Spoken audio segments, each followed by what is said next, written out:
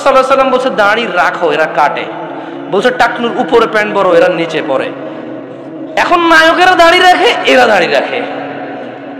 আল্লাহ তাআলা বলছে হালাল খাও, এরা সবসময় হারামের প্রতি ঝুঁকে থাকে। ইসলাম যত কিছু আদেশ করছে, মুসলমানদের বর্তমানে কাজ হয়ে গেছে সবকিছুর বিরুদ্ধাচরণ করা। ওয়াল্লাহি যদি শুকর খাওয়া হালাল হতো, কেউ শুকর খেত না, গরু খেত সবাই।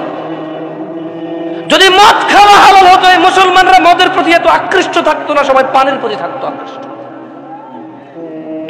যদি সুদ আর ঘুষ খাওয়া হালাল হতো, তাহলে আজকের যে মুসলমান আমার চোখের সামনে আসি, আমরা আমার মনে হয় এরা কেউ সুদ আর ঘুষ খেত না। ওয়াল্লাহি যদি নামাজ পড়লে পাপ হতো, তো ফজরে তুমি মসজিদে জায়গা দিতে পারতা না। গান শুনলে পাপ হয়, কনসার্টে জায়গা হয় না। গান শুনলে পাপ হয়, কনসার্টে জায়গা হয় না। সিনেমা দেখলে পাপ হয়, ইন্টারনেটে মিলিয়ন বিলিয়ন্স ভিউ হয় ওইটার। বাবা মায়ের সাথে বেয়াদবি করলে পাপ হয়, কোন সন্তান তার বাপ মায়ের কথা শোনে না।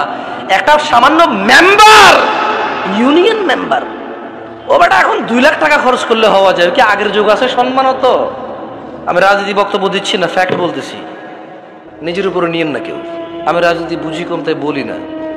আমার শত্রু বানায় শুধু শুধু নিজের শত্রু বাড়ায়েন না।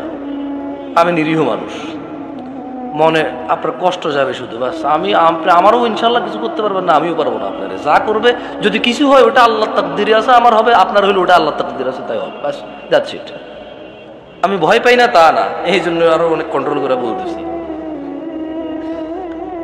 তো এই জন্য দেখবেন বাবা মায়ের অবহেলা। ওর যদি খালি ইউনিয়ন চেয়ারম্যানে বলে ওকে বলিস তো একটু দেখা করতে, ও লুঙ্গি কোনটা পরবে এই টেনশনে পড়ে যাবে, যাইতে হবে রে। ওর বাপ মা ওকে ডেকে পাঠাইলেও বলো যে আসতেছি, বলে দিস পরে আসতেছি।